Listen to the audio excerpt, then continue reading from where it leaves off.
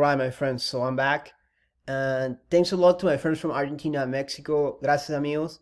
And let's just continue. And this film, there's a lot to dissect. So just take this as an introductory videos, introductory course. And in the future, I'll introduce new videos and new ideas on the topic of the dreamers. So it's a third part. We see how Matthew delves into the nature of the twins' relationship, as well as Matthew going on a date with Isabella. We also see Theo learning more about the 1968 revolution, or not learning more, but speaking more about it.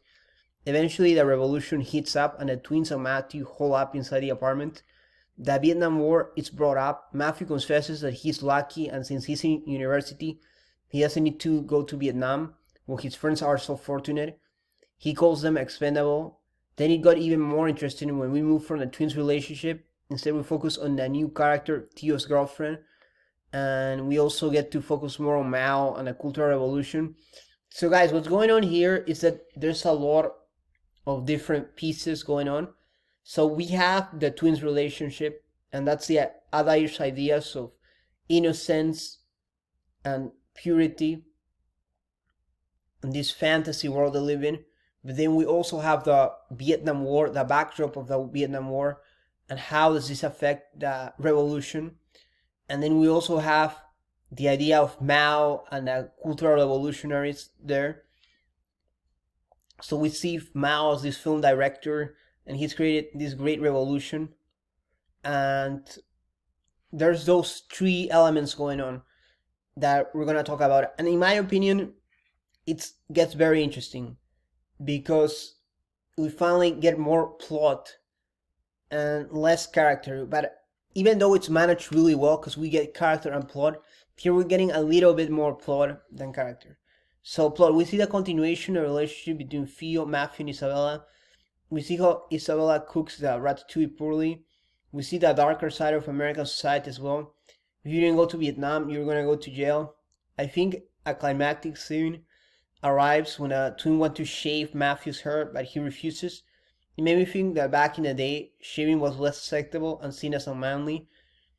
And so let's just break that down instead of reading more. So what we're seeing is that Theo and Matthew argue over Vietnam, and Matthew says like, well, there's no choice for him, like he or for his friends who he calls expendable, like they all have to go to Vietnam because that's what America has stated, or the American government of 1960s has stated. So he says that, yeah, like he doesn't think there's much of a choice. Well, Theo says, yeah, there's always a choice. So that's why he's so pro-protest and speaking his mind, even if they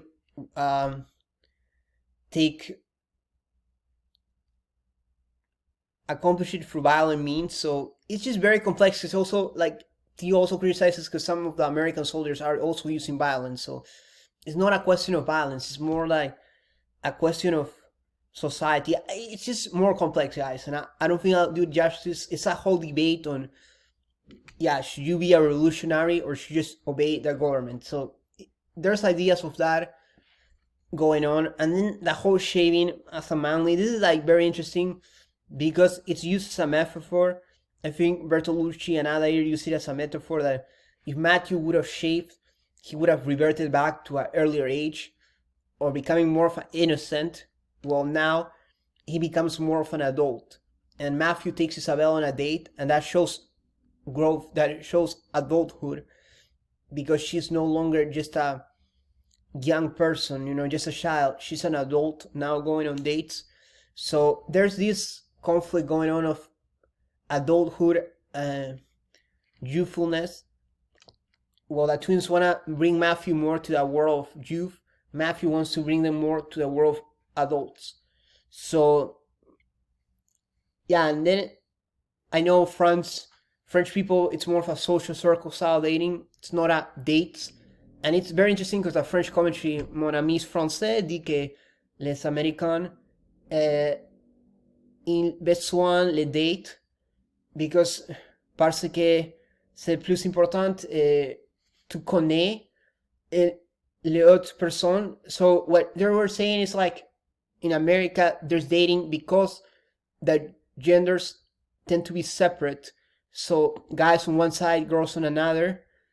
So that's why the date is a first introduction. While in France, they have mixed groups from the get go, and I saw this. It might come from British culture because I know in British culture, when they go to the boarding schools as well, there's only guys schools and girls schools. So that's something I'm fascinated with. If you guys haven't noticed, but I'll be talking about that as well, like mixed groups versus single gender groups. So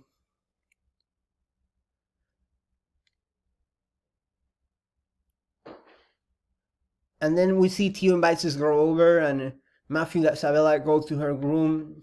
So it's also this idea of growing up. So let's go to activities. We see Isabella cooking. She prepares ratatouille, which is a stew dish with vegetables. Some of the vegetables includes tomato, onions, and garlic. To stew food means to put it on a plate, boil it, and then use it as a liquid, as gravy. This is like the meat uses. Also, I really want to do this like clarifications to break down everything, like analytic philosophy style of what does it mean to stew. How does ratatouille is cooked poorly and it has been spoiled and not edible.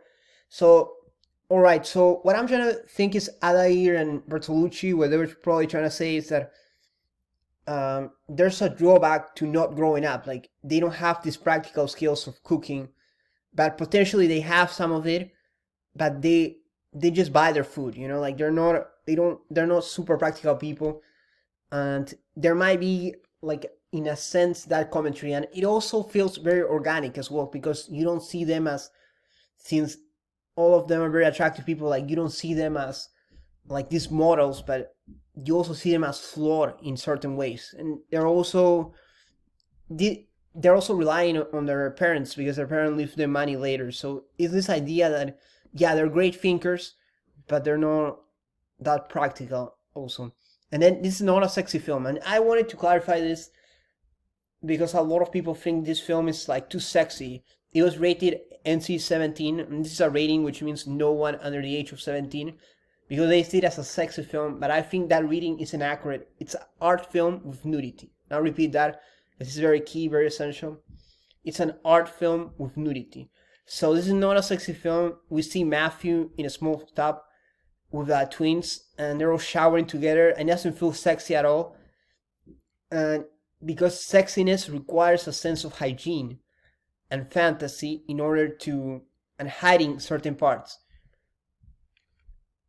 in order to work. Meanwhile, the dreamers, we see a lot of these physical secretions. We see them when they're in the shower. We see them when Matthew and Isabel have sex, you know, like there's all this physicalism which makes it less sexy.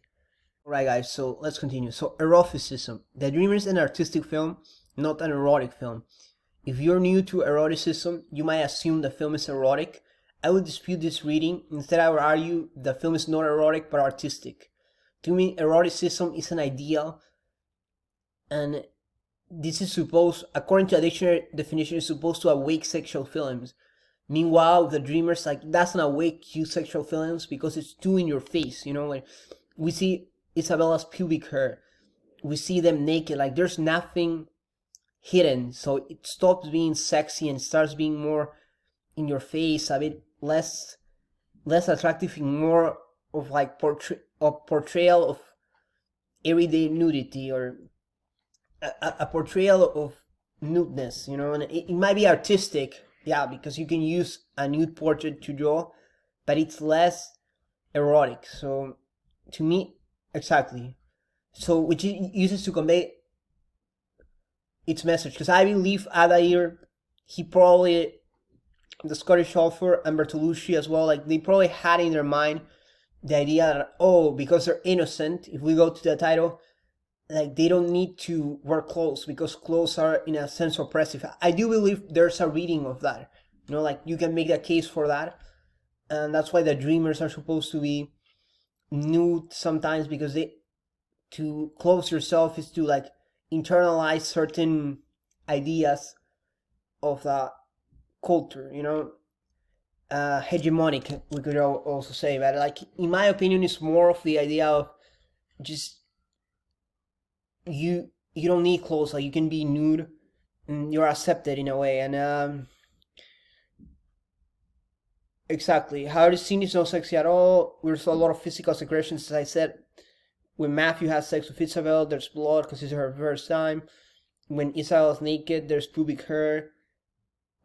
When Matthew and Theo are naked, it's also like there's nothing sexy, like they're just naked, like, and that's something that because there's like also like semen stains, all this stuff that they have, so this like physical secretion, which makes it less attractive. Reference. What sets the Dreamers apart from other films is that it's a very bookish or connoisseur type of film. We continue with a reference. For instance, The Doors. So now, go back to the music. Honestly, in this case, like, music isn't that important in my opinion on this third half. But what I feel, what Bertolucci was trying to do was just trying to set that context.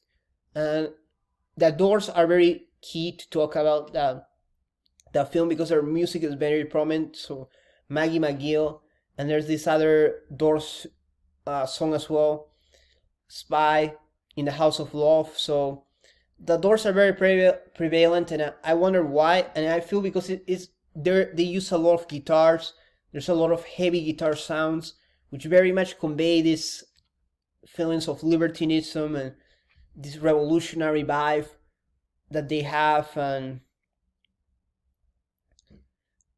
they're very, and their popularity was peak on late 60s, early 70s. So I can see why would Bertolucci feel like they're very appropriate for this film. And Doors had this rock and roll lifestyle of sex, drugs, and rock and roll. So I think they just fit really well. And honestly, we're not really hearing lyrics that much. What we're hearing is more like the guitar sounds. And Francois Hardy, I feel that her song is appropriate. Like, it's only, we only see Toutes les Garçons when Isabel enters goes on a date. It's just very bouncy, very catchy. Honestly, I think that's why it was used, and the dialogue in this first part is spot on for this Matthew and Theo. So that quote, and this is a typo, my bad. So it's like that you two are two halves of the same person. So what happens is, like, Theo said that him and Isabel were twins, Siamese twins, and they were connected since their birth, both physically and then personally. And Matthew thinks that as well. And then he also says that, oh, now I feel I'm part of you and part of what you guys got going on. And it is very interesting to me, this idea of romantic love, what it means. And I feel like, and I bet in English culture, like, this romantic love is very close, maybe in French culture as well. But in a way, what the twins were trying to say is that they see Matthew more as a plaything. Like, they were just having fun with him, but they don't believe him to be like part of their core person. He's just there for fun, in a way. Like, they don't tell him that explicitly, but they're saying, like, yeah, you're a nice guy, but like, we just see you as entertainment. But it sounds harsh, but there's an element to that. To me, it's key because at the end, we see that the twins continue with their idealism. Well, Matthew, he grows up and he just can't fit in their worldview. And it's interesting because if this was, I'm very excited to watch Less Than Fun series, because if there's a threesome there and it's different, then like we can compare and see, because that whole brother sister dynamic is very, very different, and it's more of Adair's ideas and less of the French film that he based it on. So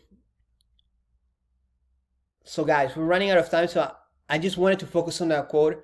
What do you think of Mao as a great director making a film with a cast of millions? So this was a great quote because it conveys Theo's ideas of revolution.